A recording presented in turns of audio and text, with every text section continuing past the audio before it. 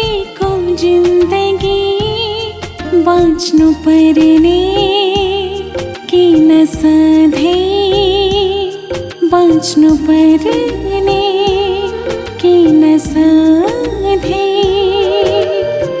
अरूको बन्धकी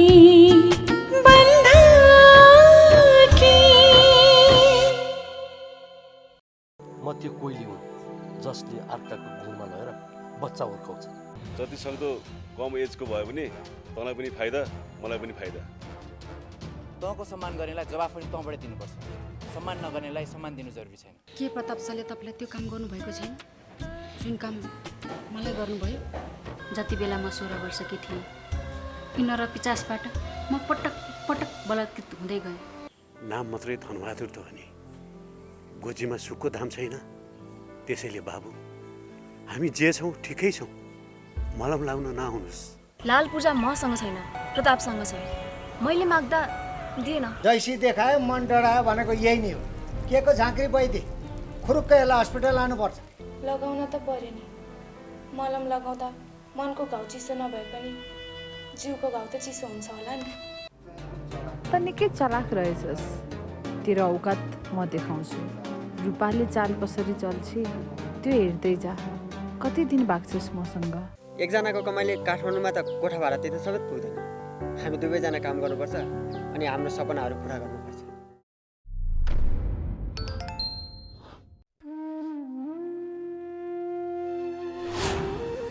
के सोच्नु भएको?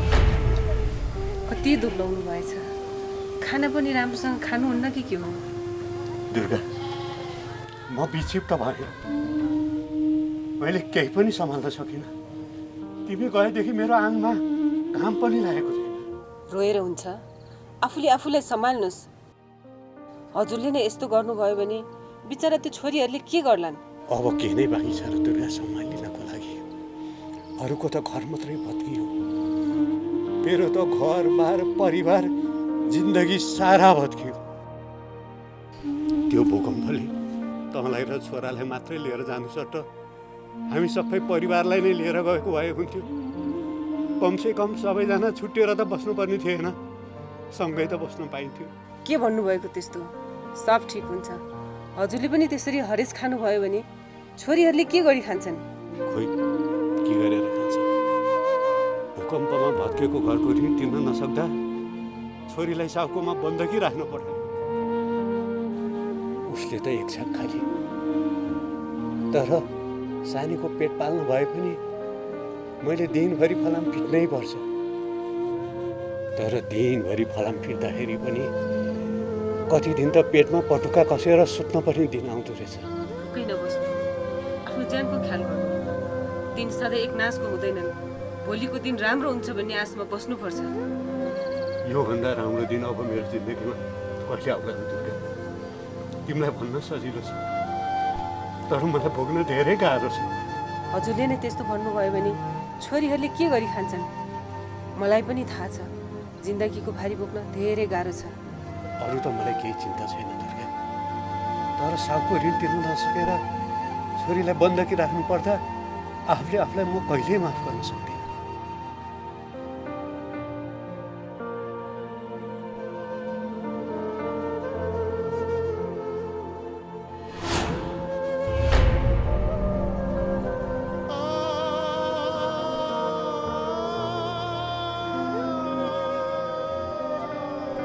सान्त्वना दिन धेरै सजिलो छ दुर्गा, तर वास्तविक जीवनमा भोग्न धेरै गाह्रो छ। म थाकिसकेँ दुर्गा, थाकिसकेँ।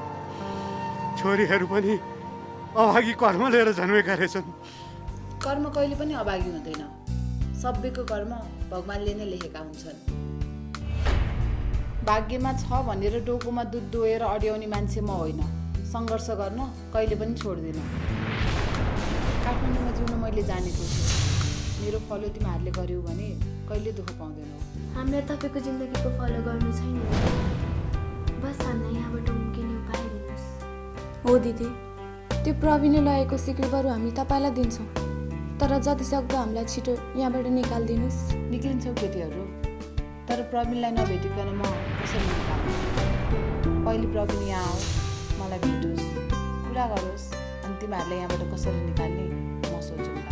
प्रवीण कहाँ छ हामीलाई थाहा छैन। गएदेखि आजसम्म अत्तो नै छैन। अनि कसरी पत्ता लगाउनुहुन्छ? नवराज सरलाई थाहा होला कहाँ छ भन्ने कुरा। तिमीहरूसँग प्रवीणको मोबाइल नम्बर छैन? मोबाइलमा थियो। मेरो मोबाइल सेट नै नवराज सरसँग छ। ए हो, त्यसो भए चिन्ता नगर।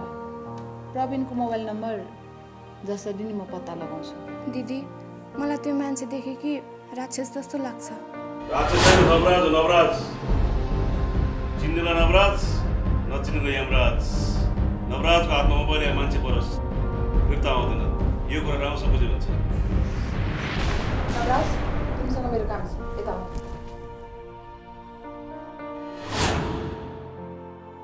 मलाई त्यो प्रवीणको नम्बर चाहियो। किन चाहियो प्रवीणको नम्बर? के काम छ त्यसको? त्यो मान्छेले डबल गेम खेल्दैछ। त्यसको छाला काटेर भित्तामा टाँस्नु छ। हेर रूपा, ती मान्छे हाम्रो बिजनेसको लागि दूर लगाए। हामीलाई सोझा सोझा केटी चाहिएको छ। गाउँबाट हत्त यस्ता सोझा केटीहरू कसैले पनि ल्याइ पुर्याउँदैन। त्यो दुईटी केटीहरूको सिक्री उसैले लिएको छ अरे। यताबाट केटीहरू ल्याए बाबत पैसा पनि लान्छ। मलाई थाहा छ, जब 1 लाखको लागि उसले केटी फकाउन कति लगानी गरेको छ भनेर। कतै केटीहरूले भोलि गएर मुख खोल्यो भने हामी जिन्दगीभरको लागि खोरमा गएर थुनिनुपर्छ। त्यसको मतलब त्यसले जे गरेको छ तिम्रो नजरमा ठिक छ? हेर रूपा, तिमी मह खाने काम गर, घार काट्न जाने काम नगर। घार काट्न निकै गाह्रो कुरा आफै बुझ। के यो कुरा प्रताप सरलाई थाहा छ? प्रतापलाई सबै थाहा छ। तिमीले सिकाइरहनु पर्दैन। यो पेसामा लागेको 20 वर्ष भयो। मलाई पढाउन नपर्छ। त्यसलाई राम्रोसँग सम्झाउनु। म भोलि उसको बाउलाई भेट्न जाँदैछु, नाइट र पासपोर्ट बनाउनको लागि। सानो ठुलो कुरा होला मेरो, माफ गर्नुहोस्। तर अरू केटीहरूलाई पठाए पनि अस्मितालाई नपठाउनुहोस् भन्न मात्र खोजेकी हो। हेर गाउँथेँ, विदेशमा जति सानो उमेरको केटी पठायो त्यति नै धेरै पैसा आउँछ। सर, अलि परिपक्व केटी पठाए राम्रो होला। त्यो बालिकाले त्यहाँ गएर त्यो काम कसरी गर्न सक्छ? अलिकति मानवीय धर्मको नि ख्याल राख्नुहोस्। तिमीले मलाई सिकाइरहनु पर्दैन। तिमीलाई थाहा छैन होला, जसले गरे पाप उसकै फली पाप, जसले गरे धर्म उसकै फुटेको कर्म। बुझ्यौ? बिन्ती छ सर, अरू केटीहरूलाई पठाउनुहोस्। तर के? हेर गाउँथेँ, तिमी आफ्नो काम गर। यसको बाउले लिएको ऋण कहिले पनि मेरो तिर्न सक्दैन। र म त्यो पैसा माया मार पनि सक्छु। उसको बाउले खाएको ऋणको बदला उसले तपाईँको जिन्दगीभर सेवा गर्नुपर्छ भने यो कहाँको नियम हो? अचेल अस्मितामाथि निकै दया पलाएको छ। आफ्नो औकातमा बस। कस्तो अवस्थामा तिमीलाई शरण दिएको थिएँ त्यो त थाहा होला नि। अबदेखि यस्तो कुरा लिएर मका नआउनु।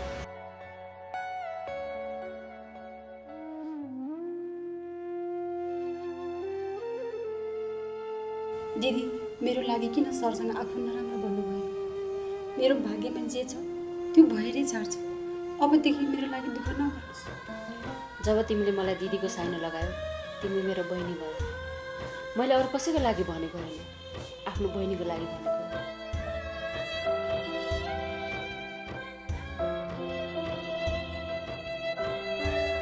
बच्चामा आमाको माया कस्तो थियो थाहा भएन। जब थाहा भए आमा साथमा हुनुहुन्न थियो। आज आमाको ठाउँमा तपाईँले पाएकी छु दिदी। मेरो पनि यो दुनियाँमा कोही रहेछ। तिम्रो लागि म सक्दो कोसिस गर्छु यी नरपिचासहरूको हातबाट छुटाउन।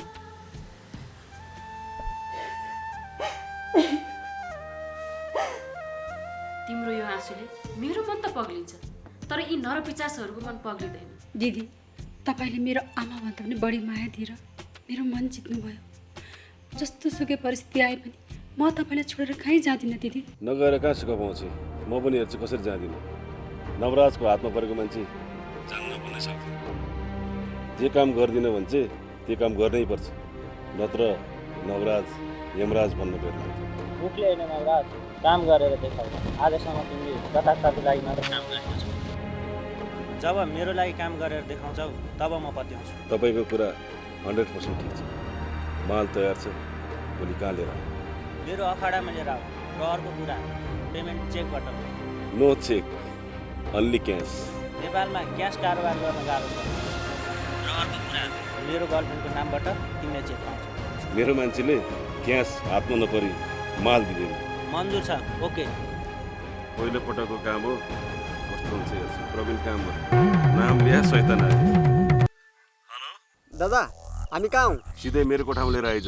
अनि सुन, प्रताप सरको अगाडि तेरो छाया पनि नपरोस्। किन दादा, के भएर? के कसो किन कहाँ नपर भनेपछि नपर्न, बर त जान्ने हुन्छ। हुन्छ दादा, म यहाँबाट हिँडिहालेँ। ल बाँदर लिएर आइज। बाँध्न पर्दैन दादा, हिँड्न सक्छिन्, हिँडाएरै ल्याउँछु। ल जसरी हुन्छ, मुन्टी हो मुन्टी। मुन्ट्याउन घोक्राउन बोक्न केही पनि पर्दैन। हस् हजुर, हस् सवारी होस्। के मुन्ट्याउन घोग्राउन घोचेर्नु भनेर तपाईँले? सामान, म बस पार्कमा सामान आयो अरे क्या। अब हामी कहाँ जान्छौँ? कहाँ जानु भन्नु? स्वागत मनाउन जाउँ भन्नलाई बिहा भएको छैन। हिँड हनिमुन बनाउन जाउँ। छि हजुर पनि, हिजो पनि हनिमुन, आज पनि हनिमुन। ल आज नभनौँला नि त, हिँड ल।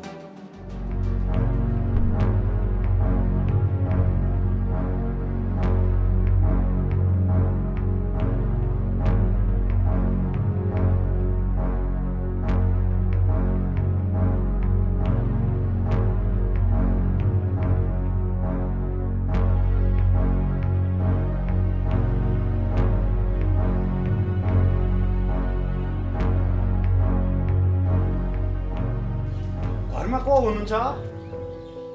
कसलाई खोज्नु? ए नमस्कार साउजी। नमस्कार।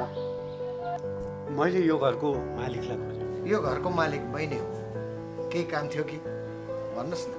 होइन हजुर, सानो मालिकलाई खोजेको। उहाँ हुनुहुन्न? सानो मालिक होइन, सानो मालिकसँग के काम परेर त्यस्तो? मलाई भन्दा भइगयो नि। होइन हजुर, सानो मालिकसँगै काम छ। पारी गाउँबाट धनी आएको छ भनेर भनिदिनुहोस्, उहाँले बुझ्नुहुन्छ।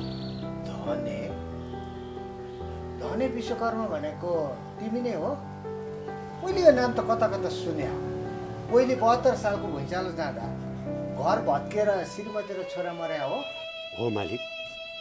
दैवको अगाडि कसको के नै लाग्छ र? हिजो जे लेखेको थियो त्यो भएरै छाड्छ। अब खाना खा छैन होला, भोकै होला। अब यतै बस, खाना खाएर जाऊ। घरमा छोरी एक्लै छ। अब मैले यहाँ खाना खाएर के गर्ने? ऊ भोकै हुन्छ। बरु मालिक, अब लकडाउनको समय छ, काम नभएको धेरै हो छ भने। मैले कुरा बुझेँ त्यो। सावित्री यहाँ आऊ। अब एउटा कुरा बताऊ मलाई, तिमीले सानो मालिकलाई चाहिँ किन खोज्यौ? किन बोलाउनु भयो छिटोको भए? यी हाम्रा धनी विश्वकर्माको अलिकति समस्याहरू छ। 2-4 महिना चामल लिएर पठाऊ। होइन मालिक, भयो पर्दैन। चामल त घरमै छ। बरु सकिन्छ भने 1000-1500 सापट पायो हुन्थ्यो। अम्लो दिँदा डुडुलको निल्ने भनेको यही नै हो। अब मैले चामल लैजाऊ भन्दा तिमी पैसा माग्छौ धनी। अब पैसा त मसँग पनि छैन। भोको नबस भनेर भने। हस् त मालिक, म गएँ। सानो मालिक आएपछि धनी आएको थियो भनिदिनु।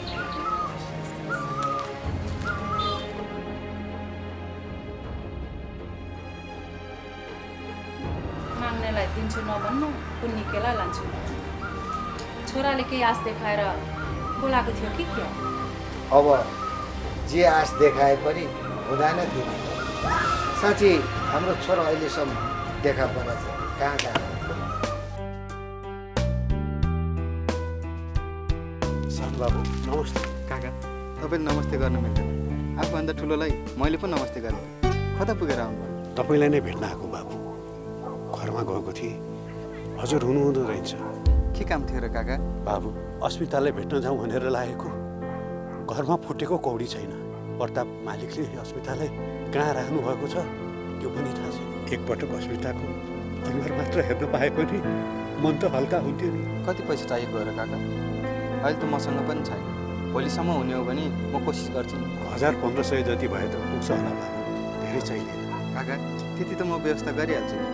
बरु काका, अस्पताल भेट्न हजुरसित म पनि जान्छु नि, हुन्न? हुन त हुन्थ्यो नि बाबु, तर अस्पताल कहाँ छ, कस्तो छ, कुन हालतमा छ, पहिला म भेटेर आउँछु। अनि त्यसपछि बाबु जानु होला नि। भोलि जसरी भए पनि पैसाको जोहो गरिदिनुहोस् है बाबु। अहिले म गएँ।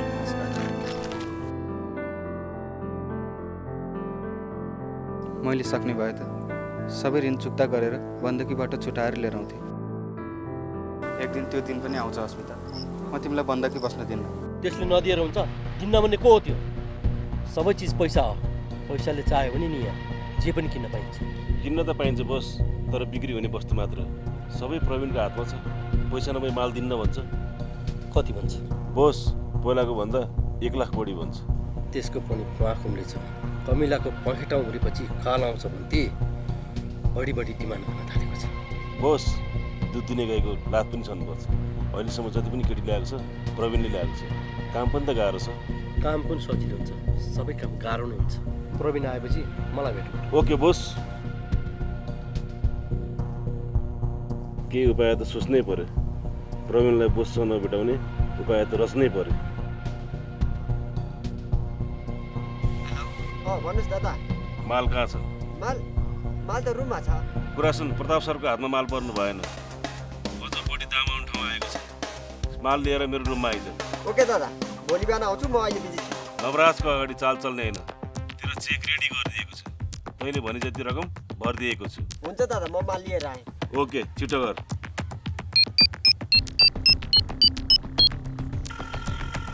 भन्नुहोस् नवराज बाबु, माल तयार भयो?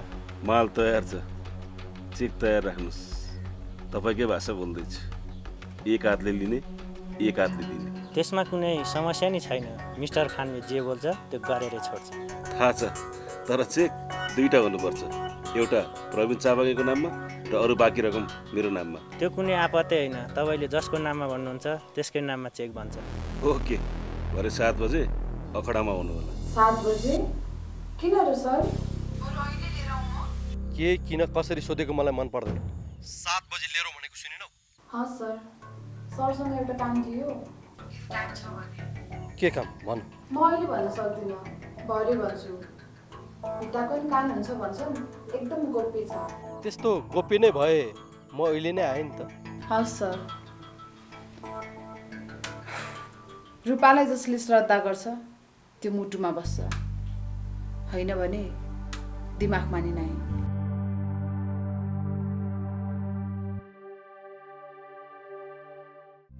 तारा, के रूपा दिदीले हामीमाथि केही चाल त चल्दै छैनन्? त्यतिसम्म त नगर्नुपर्ने हो। तर रूपा दिदी मान्छे कडा छिन्। यहाँ कसैले कसैको विश्वास गर्न सकिँदैन। जब आफूले विश्वास गरेको मान्छेको त यहाँ विश्वास भएन भने अरू कसको विश्वास गर्नु? मलाई अरूको भन्दा नि त्यो नवराज भन्ने मान्छेको एकदमै डर लाग्छ। बरु के उपाय सोच्न यहाँबाट फुत्किने। प्रवीणले लिएको सुनको सिक्री आफैसँग हुँदो हो त त्यो सिक्री दिएर भए पनि यहाँबाट फुत्किन हुन्थ्यो। अब बितेका कुरा छोडिदे।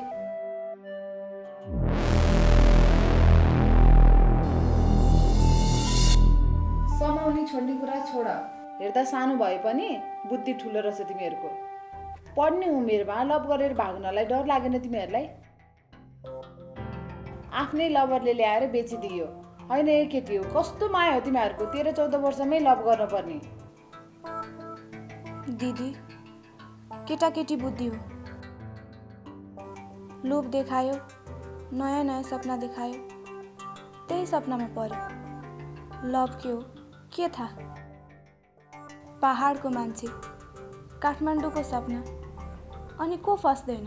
कुरकुरे पैसा चढेपछि यस्तै हो। केटा देख्न नहुने, चिन्नु नजान्नु, अगाडि लागेर हिँड्नुपर्ने। म लभ गरेर आएको होइन। जे गरेर आए पनि आइस् त। तँलाई चाहिँ धुपबत्ती गरेर लिएर आएको होला होइन?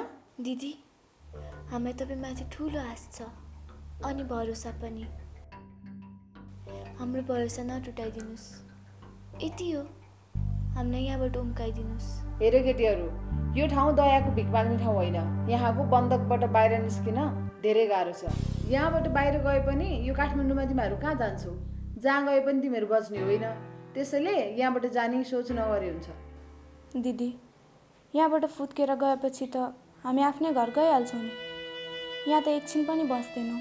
एक त यो बन्दकबाट बाहिर निस्किनलाई प्रवीणले प्रताप सरसँग लगेको पैसा फिर्ता गर्नुपर्छ।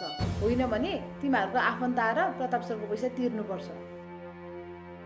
अब न त यो ठाउँमा प्रवीण आउँछ न त तिमीहरूको आफन्त। यदि कोही पैसा तिर्ने मान्छे आउँछ भने फोनसम्म चाहिँ लगाइदिनु सक्छु म। दिदी, गाउँ त हामी कुन मुख लिएर जान सक्छौँ र? अब बाउ आमाको इज्जतलाई लिलाम गरेर आएका हौँ। त्यस भए तिम्रो लागि यहीँ ठिक छ। अन्त जाने कोसिस नगरे नै हुन्छ। म त जाउँ भन्दा पनि झन् जान सक्दिनँ। आफ्नै सौतनी आमाले बेचेर भनौँ अल्ला खेटेर अर्काको साथमा पठाए। जब तिमीहरू गाउँ जान सक्दैनौ भने कहाँ जान्छौ त? अर्को उपाय केही छैन। त्यही बस्छ।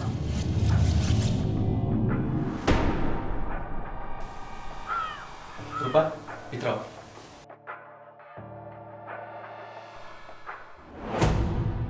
के कुरा हो? सरी सर म तपाईँको पास्टको गर्न चाहन्न तर यसको मतलब यो होइन कि म सहेर बस्छु। मलाई जिब्रो चपाएर कुरा गरेको मन पर्दैन। के कुरा हो स्पष्ट भन। तपाईँको पास्ट आएर मलाई थाहा भयो। को पास्ट? प्रतिभा। प्रतिभा हो म प्रतिभा। यो प्रतिभाले आफ्नो प्रतिभा देखाएर छाड्छे। आजसम्म तैँले प्रतिभाको माया देखेको थिएस्, अब घृणा पनि देख्छस्। तैँले जति चाल चल्छस् नि प्रताप, त्योभन्दा बढी चाल त मैले चल्न जानेको छु। किनकि चाल चल्न मैले अरूबाट होइन तँबाट नै सिकेको हुँ। अब हेर्दै जानुहोस् न प्रताप। हेर्दैछु त्यसको चाल चल्ने तरिका। मेरी बिल्ली मुसे म्याउ। प्रतापको एक इसारा काफी छ। के भनेर गयो त्यो भन। मलाई लाग्छ हजुरले उसलाई धेरै माया गर्नुहुन्थ्यो। कुरा त्यो होइन, के भनी त्यो भन। तपाईँहरूको मायाको बिचमा तगारो भयो अरे। मैले तपाईँसँग बोलेको मन पर्दैन अरे। मैले उसको घर बिगार्न आएँ अरे। यो नखाएको बिस मलाई किन लाग्छ? शङ्खाको आगो निभाउन धेरै गाह्रो हुन्छ। शङ्खाले बलिरहेको घर पनि खरा निभाउँछ। बुझ्यौ? हेर्दै जाऊ के हुन्छ। जे भए पनि मलाई फरक पर्दैन। हजुरलाई फरक नपर्ला तर मलाई त पर्छ नि। तिमीलाई किन फरक पर्छ? तिमीलाई उसले केही गर्न सक्छ? ठिक छ सर, तपाईँ मेरो साथमा हुनुहुन्छ भने मलाई केही गर्न सक्दैन थाहा छ। तर यदि तपाईँ मेरो साथमा हुनुहुन्न भने उसले जे नि गर्न सक्छ। त्यसको चिन्ता गर्नु। अहिलेलाई म लाग्यो बेलुका ती दुइटै केटीलाई जानुहुन्छ। Okay sir. प्रतिभा मलाई के भन्न आएको थिएँ त्यो त मलाई बाहेक कसलाई थाहा होला र।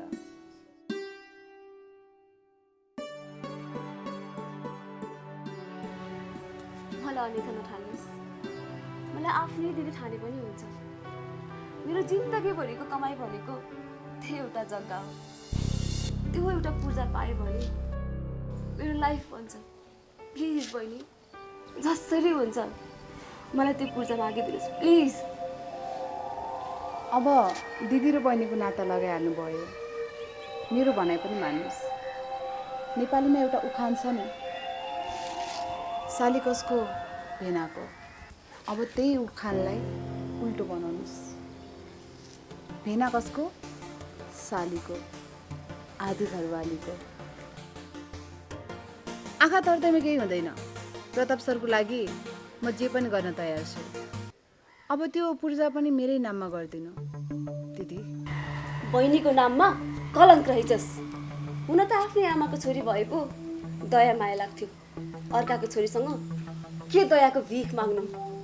तँलाई पनि राम्रोसँग थाहा छ होला प्रताप कस्तो खालको मान्छे हो। त्यो मैले भनिराख्नु पर्दैन। तँ जस्तो केटी त दिनमा 100 जना फेर्छ त्यसले। कतिन्जेल टिक्छौ नानी? तिमीलाई थाहा छैन प्रतापको बानी। आजसम्म जे भोगे त्यो मलाई थाहा छ, तिमीलाई थाहा छैन। ओके? त्यो नारी कि नारी जसले एउटा पुरुषलाई रिझाउन सक्दिन। रूपा हरेक पुरुषलाई रिझाउन सक्छ। मसँग एउटा नारीमा हुन पनि हरेक गुण छ। त्यो तिमीले सिकाइरहनु पर्दैन। हेर्दै जान्छु म पनि। यो मेरो च्यालेन्ज हो। बहिनी सम्झेर सहयोग माग्न आएको गल्ती गरेछु। धेरै प्रतापको पछि नलाग, पछि पछुताउनु पर्ला। म तिमी जस्तो मूर्ख होइन। सही समयमा सही डिसिजन लिन जानेको छु। प्रताप सरलाई पनि कसरी रिझाउने राम्रोसँग जानेको छु। मसँग त्यो कला छ जस्तो पुरुषलाई पनि आफ्नो बसमा पार्न जानेको छु दिदी। ठिक छ, एक दिन म त्यसरी पछुताउनु पर्ला। हेरिराख।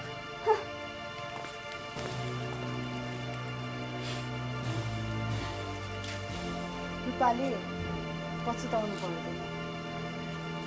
जे निर्णय लिन्छ एकदम सोचेर लिन्छ। प्रताप सरको माया पाउनको लागि जस्तो कदम पनि उठाउन तयार छ।